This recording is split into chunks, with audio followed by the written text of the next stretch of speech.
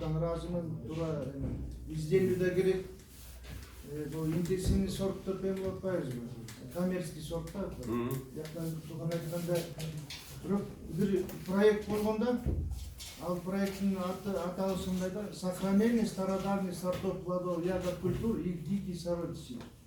То есть, мына туугандарыбыз айтып атат, биз илгерки ата-бабадан калган алмаларды инде коммерческий менен өтүп туруп, жоготуп ийбиз да, эски алмаларды. Себептен де биздин высокорослый чоңмактарды атпайбы? Жана проветриваемости, сквозняк, тигун баары капкайда ооруга да көп эме болбойт.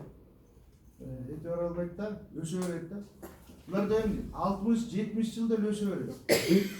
Ухот деле мына биз кыргыздар тиги тояшта көп жүрөбүз. Сугарып коюп эле тиги кызын салып коюп эле түшүнбөй эле. Бирок биз дагы ошо биздин алма апорттор, ошо лесная красавица, берки золотой ранет, апортлер деле аябай востребованный да. Бирок биз ошону жоготуп ийбели деген жеп да. Биздин апорттор деген өзүнүн даамы, вкусовой качество, өңү дагы аябай эмеде. Ошону жоготпош керек болуп атат да. Биз бул коммерческий өтүп кетип, коммерческий деген бул эмне? Сразу эле отургузсаң эле сразу түшүнбөй атпайбы? То есть мунун потенциалы бир 10 жылга эле чыдайт да. Ана муну бапестеп эле туруш керек да мында. Карап эле тиктеп эле эме туруш керек да. Бирок ошо эски алмалар жоготпосок деген ой болуп атат да. Бизде дагы бир аз кошумчалык болчу. Туура. Ошо мен дагы Кыргыз Манас университетинде агрономия жагында окуп бүткөм. Ошо сиз айтып аткан Тайыр Эсеналиев Медетбек Жээнбаев менен курсташ болгом да. Анан ошол биз 3-чү курста Түркияга ошол ТÜSİAD деп коет. Түркиянын үйрөн өндүрүүчүлөрдүн алдыңкы ассоциациясы, ал жерде уже закондоштурулган өзүнчө закону бар, канундары бар, ушундай иштейт да. Ошолор бизди деген практикага чакырып, Манас университетине 4 практикада өтүп келгенбиз, Азербайжандан да болгон. Анан ошол жерде профессорлор, анан жергиликтүү өндүрүүчүлөр менен кездештирип, ошол турлар болгон да. Анан ошол жерде ошол жергиликтүү окумуштуулар айтып атышты. Кыргызстанда ошол Ысык көл областын айтты да, ушул Аркөйүздө Ананева деди го дейт. Ошол жерде эме бар экен дейт. Питомник дейт да бул. Табигый түрдө ошол жерде Кыргызстанда өскөн 200дөн ашык жапайы дагы, маданий дагы ушу Кыргызстанда өндүрүлгөн сорттордун мындай айтканда питомниги бар дейт да. Силер ошону пайдаланбай атасыңар дейт. Анан байкайтты бул жерде мисалы биз деген ошол Golden Delicious жана башка чет өлкөлөрдүн алар өздөрү ал жерде өстүрүлүп атат, жетиштүү.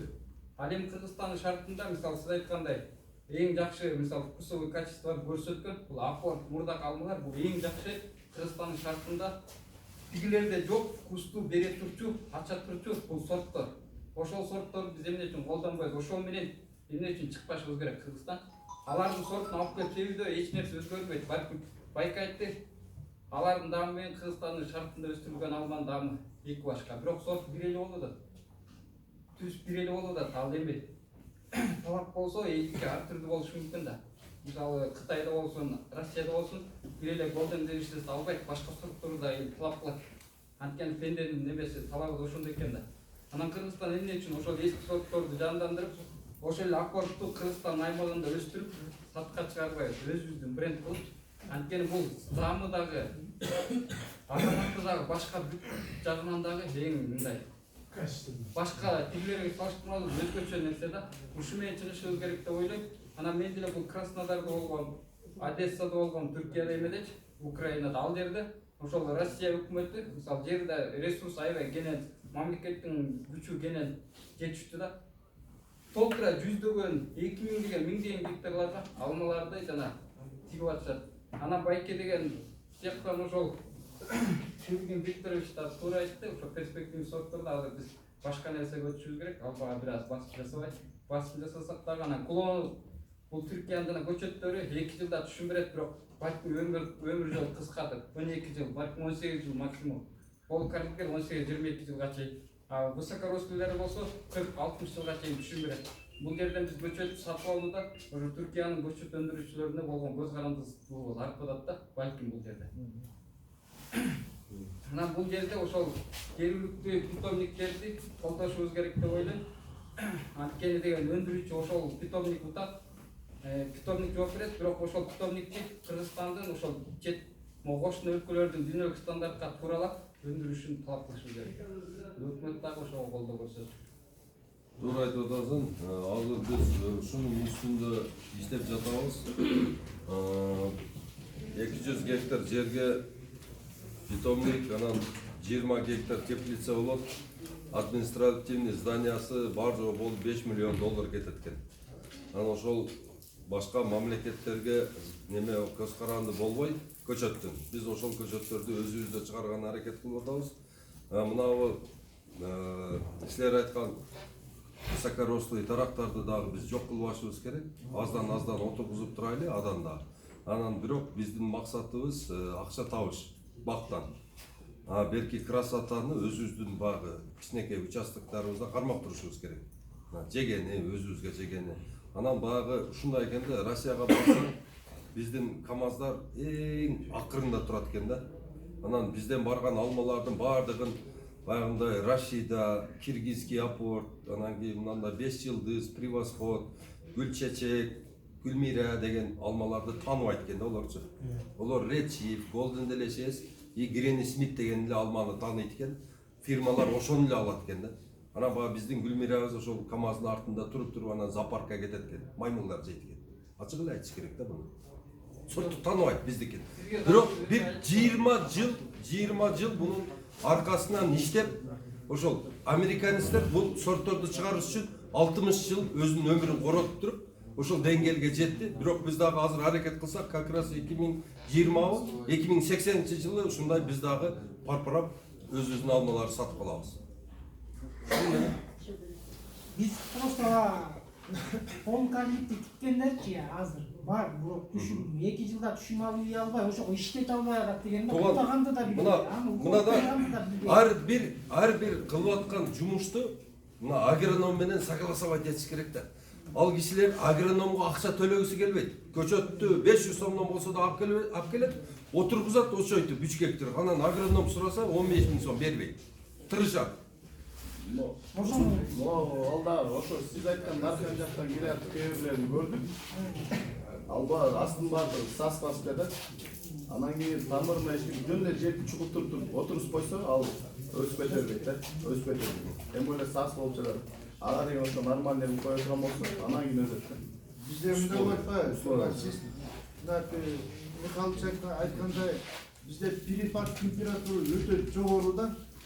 Мисалы үчүн Таласта түштүк жергесинде түнкүсүндө жылуу болот.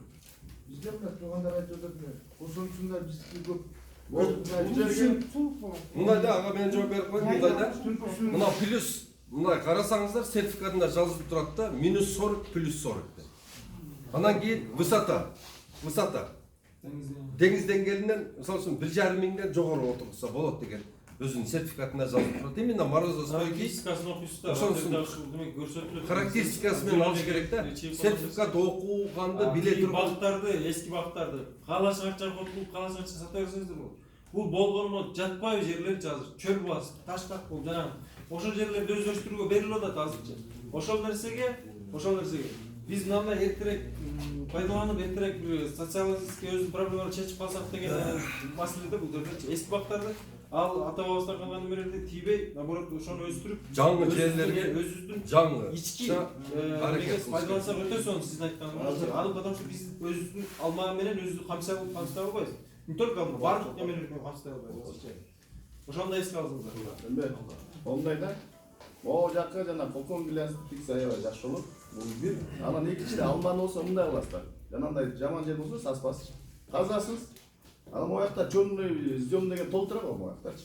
Ошону алып келип туруп, жана өзүнүн топурагын эмес, ошо чёрный зем менен неметсеңиз, анан айткандай 2 жылдан кийин 3 жылдан кийин полный алма берет. Резко өсүп чыгып берет. А кийинде жанагындай сас калпак көмүп койсо, ал жата өлөт. Өлбөйт, өспөйт. Ушундай билимин алыш керек. Анан мына аке толуктап коеюн. Азыр мындай да, биз өзүбүздү жашылча менен, жемиш менен толук камсыз кыла албайбыз. Биз азыр Өзбекстан, Тажикстан бизге жүзүм киргизбей койсо, бизде базарда жүзүм калбай калат. Хурма киргизбей койсо, хурма калбай калат биздечи. Биз зависимый болуп калдык да ошолорго. Эми азыр ошону орду хотя бы бир 50%ке толуктоо жөнүндө сөз кетип атат да.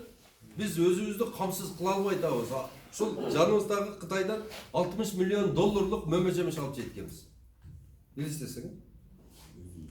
Өзүбүз камсыз кыла албаган мамлекет, анан бул жерде мындай өтө уят болуп атабыз да. Багы келген адамдар деле машина менен алып жүрсөң, чуть лежит земля дейт.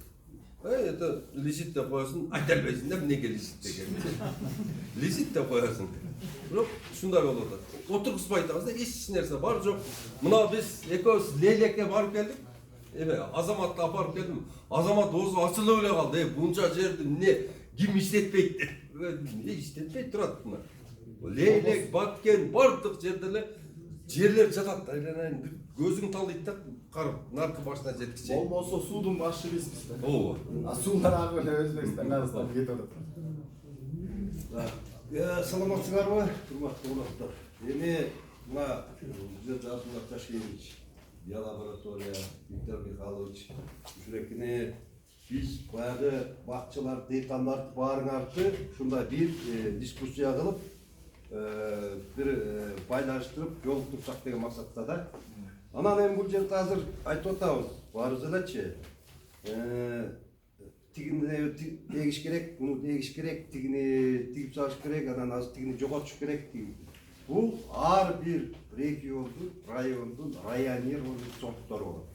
Анан ошкун акберле көлгө тигип койсо өспөйт. Жолбосо көлдүкүн апарып ошко тигип койсо өспөйт. Бул научно обоснованный. Бул ар бир өсүмдүк өзү илимий негиздөөнүн негизинде районировать этип келет да. Анан ошого чоң басым жасаш керек. Анан биз азыр кыргызча чечим чыгарбашыбыз керек. Тигиникин алып келип туруп өсө берет бизге депчи. Ар бир райондун жолбосо областтын өзүнүн сорту, өзүнүн породасы болот. Жанакы сильнорослый порода, слаборослый порода деп ошондой бөлүнөт болчу. Биз жанакы бул киши айтып кетти мына, жанакы сильнорослый порода деп коет. Анычы бизде 60-70 жыл тура берген бактарыбыз. Булар корневая система аябай күчтүү болот. Булар тигип койсоң 60-70 жыл булардын зимостойкость, демеге суукка чыдамдуулугу бизде мисалы үчүн айтып кетейин, восточный зона, центральный, западный зона үчкө бөлүнөт. Өлө эле үчкө бөлүнөт. Мисалы үчүн восточный зона ак суу жак. Ак суу жакка алма бак өспөйт. Ораки центральный зона. Ушул жерде эң основной мына тоң, бул 7-9 район ошол жерде алма жемиш бар аябай. Бул центральный зона дагы бөлүнүп кетет. Предгорный, анан центральный, анан нижний болчу. Бул жерде ошондон дагы бөлүнүп. Бавария бизде баягы неме айткандай түрү көп да. Анан ошого эске алгыла, анан тигиники жакшы, тиякта жакшы өсөт экен деп алып келип отургуза бербейт. Баягы илимий эменин негизделген ал уже буга чейин айтып кетпедим, 60-70 жыл сорту чыгарып, бул мындай жерге, мындай топуракка өсөт деген негизде анан өсөт. Азыр биз кыргызчада тигини өстүрөт, муну унутат, мынтип койсок да болот, анан тигитсек биз алып атабыз деген менен биз канчалык кылган менен ал туура келбесе болбойт бизге. Ошол үчүн ар бир нерсени илимий негиздөөнүн таянып, анан иш кылышыбыз керек. Анан ар кайсысына жамандап критика кете бербеш керек. Просто ошол эки кандай жерге айдайбыз, отургузабыз, анан эмне себеп, эмне кылабыз ошол эки. Анан мына бизде так, эменин максаты баягы Виктор Михайлович можно объявить, да, вот это? Да, bizde атайын пилотный проект түзүлүп атат. 7 районун пилотный проект депчи. Мына ошол жерге ассоциация түзүлүп, анан айтып атпайбызбы, жанакы ар бир айылда жерлерде ошол эки мен айтып аткан илимий негиздөөнүн негизинде жүргүзүүчү иштерди уюштуруп атабыз. Ар бир айыл өкмөтүндө жерлерде. Мисалы үчүн Кызыл сууну алалы. Кызыл сууда өзүчө бир группа, мобильный группа түзүп алалы. Өзүбүз эле. Ошондо желающийлер болот, каалоочуларчы. ошол эмеге катышып ошол жерде үйрөнөм деп. Абдулла Ташиевич айтып атпайбы, кескенди түйүмүн окутат депчи. Мына ушул кишиге менен аны үйрөнөбүз. Андан сырткары, тигине ким айтып атпайбы, биолаборатория. Анын дарыларын кандай колдонобуз, эмне кылабыз, аны алабыз. Ушинтип мына ушундай келген нерселерди ушулардын баарын биригип алып, кызыл суунук болот. 3-4 адам атайын ошол эки неме менен только ошол эки менен заниматься этиш керек да. Болду. Баардык эмес неме кылыш керек. Анан кардарларды ар бир кызыл сууда канча бакчы бар. Мына ошолор менен келгенде мындай деп биз ошолорго азыр чынын айтсам кийинки мына мен ким аграрный манасты агрофакты канчада бүттү? Кайсы жыл бүттү? 2016. 2016. 2096 бүткөн мен. Бир 96-жылы. Азыр мен бу жерде канча жылдан бери 2005-жылдан бери ушул жерде ушу Бобуреки агро тармагында эмгек кылам да. Анан бирок ушул кийинки эмеде агрономдордун немеси уже жоголуп кетти да. Специалисттер чыкпай эметпей калды баягычы. Анан чыкса дагы баягы узко специализированный ушундай деп болуп же аба шогот, же болбосо кладовой шогот, же болбосо растениевод деп ушундай узкий специальный кылып койду да. Анан ушул экилердин баарын бириктирип, билбеген тигинден ашып ушундай бир группа түзөлдү деп атабыз да. Ушу мобильный группа. Анан кызыл суунук өзүнчө, сарыунук өзүнчө, тиги ар бир айыл өкмөттөрүндө, айыл жерлеринде ошондой түзүп, анан дагы мындан ары сүйлөшүүлөр болот, окутуп ошол иштерди жүргүзөлү деген оюбуз бар, ошого келип кошулгула, жазылгула. Анан мына жаз келди, азыр алманы кыюу башталды да. Алманы эмне үчүн до сокодвижения кыябыз? Эмне үчүн ушул? Сокодвижение болбой. Жок, ошо сокодвиженияга чейин кылабыз деп айтып атпайбызбы? Эмне үчүн? Эмне максаты, мааниси?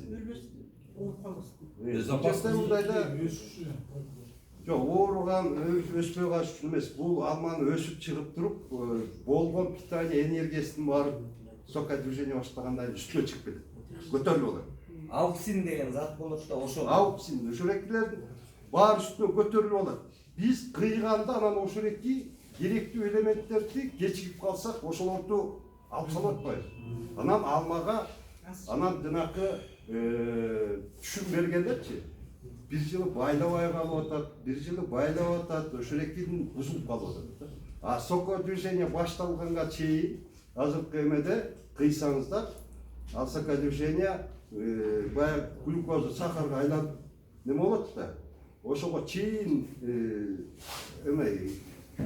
крахмалга айланганга чейин кесип салсаңар, ал сокодвижение барганда анан өткөн боюна тарайт да. Мына бул ошол эмеси. Анан бул кыйыштыруунун ар бир сортуна, жанакы формасына, түзүлүшүнө жараша жүргүзүлөт бучу. Мисалы үчүн пирамидальныйга өзүнчө, шаровидныйга өзүнчө, карликовый парадога өзүнчө ушундай болуп жүргүзүлөт да. Ошолордун баарын биз ушинтип бир мобильный группа болуп алып, түзүлүп алып, анан окушубуз керек. Анан жанагы айтпадыбы, кровяная тля, жанакы кан битти деп коет. Ал эч дарыдан эметпейт, өлбөйт. Мына ушул эки дарыларды, ал кровяная тля кайсы убакта, ошого алдын ала чара эмелерди колдонуларды. Ооруларды алдын ала колдонулар да, дарылар болот. Ушул экилердин баарын бир түзүп алып, жүргүзөлү деп, мына атайын балдар ушу мамлекет биригип, бирдиктүү эл менен ошол иш жүргүзөлү деп, мына проект түзүп атат жетөгүз район. Анан бул жетөгүздө түздүдө ар кайсы мисалы үчүн башка райондорду да ушундай түзүп алып, иш жүргүзө берсе болот да. Анан бул жерде бир эле ушул эки неме эмес, бизде азыр немелерди, үйрөндөрдү мисалы үчүн сиз жана бир Казакстан 47 дедиңиз. Азыр жаңы сокту. 1 гектардан ал 70-80-90 центнерге чейин алып атат. Буğday. Казакстан 47 кылы, 74 кылы. Анын эми кийинкисин ошолор менен байланышып биз ошондо үйрөндөрдү бияка тартып алып келишибиз керек да.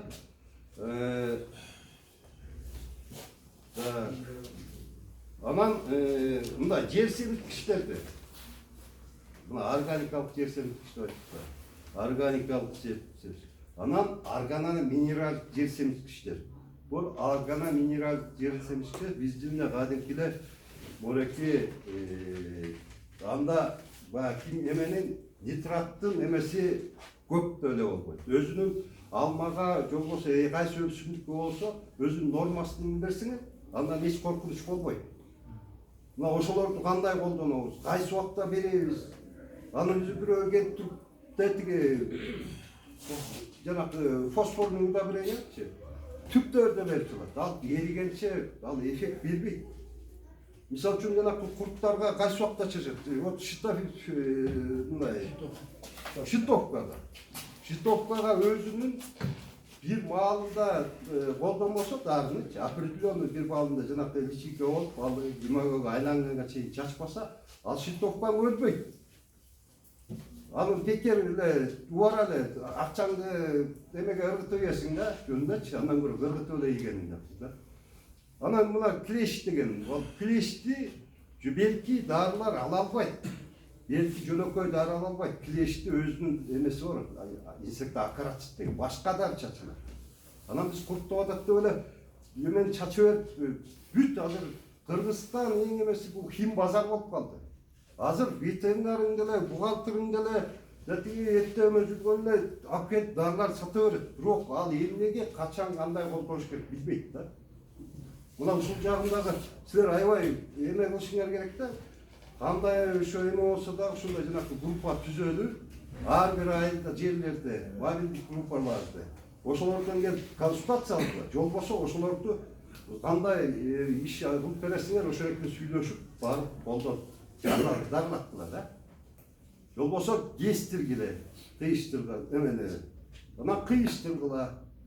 Анан кыйыштырганда өзүнүн атайын бир подвойго туура келбейт, бири-бирин жери баягыча албайт. Ошонекинин баары научно обоснованный, илимий изилдеп такталган нерселер менен подход жасайт. Жөн эле убара болуп туруп жеригенден 3-4 жылдан кийин ал кейип чыгат. Клеткалар менен туура келбесе, ал жерип тийип чыгат. Ошол үчүн убара болбой бир эмеде туура бир чечим чыгардыдай болуп, ошо ишти алып барам деген ойдобуз да. Болду го, Рахмат, ушундай эме. Дагы бир айта кетчү нерсе, силерде Балтабай айылында бадыраң айдашат го. Ош жерде азыр Бишкекте Сонун деген фирма бар. Эгер көбүрөөк айдаса контракт түзүп айдаганга даярбыз деп атышат. Анткени алар өзүнүн продукцияларын бүт Өзбекстандан бери ташып келип атабыз дейт. Ага караганда эми кыргыздар өстүрсө, кыргыздардан алат элек дейт. Ошо информацияны элдерге жеткирип койсоңор, могу Балтабай айылында массив болуп айдашат го. Ош жерден үрөнүн өзүбүз беребиз дейт, стандарттары бар дейт, минимальный баа 12 сом деди да. Үстүн договор кошобуз дейт. Анткени бадыраң базарда 5 сом, 4 сомго чейин түшүп калат го массовый болгондо. Ошо маалда 12 сом деле жакшы акча да. Эгер ошондойго эмете уюшуп иштейбиз десеңер, мен тиги балдарды чакыртып биз жерге круглый стол өткөртүп, ош жерден өзүлөрү полный информациясын берет. Өтө жакшы. Анан дагы муну эсиңиздерге алып ал. Анан дагы бир нерсе, суу тартыш айылдар барбы силерде? Почти бар эле. Ошондой жерлерге сууну дагы кичине проблема чечилчү, чечевицаны билесиңер да. Азыр чечевица айдаганда заводдор бар, тааныштар бар, ошолор айтып атат, биз үрөнүн 25тен алып келип беребиз, кайра эле 25тен сатып кетебиз дейт, өстүрүп берсин. Аны бир сугарып туруп эле айдап коет экенсиңер, ошо ойдон бышат экен. Сейилка себет зерновой комбайн чабат дейт. Анан жок мен өзүм сатам десеңер азыр бул жерден чыгып эле магазиндерден баасын карап көрсөңөр супермаркеттерде 110 сомго чейин, базарда 60-70 сомдон килограмм. Муну да эсиңизге түйүп алла. Эгер ушул варианттар менен иштешебиз десеңер, анда эки чогуу ошо фирмаларды чогуу алып келип сүйлөшүп круглый стол өткөрүп койсок болот. Өтө жакшы таштап койсоңор.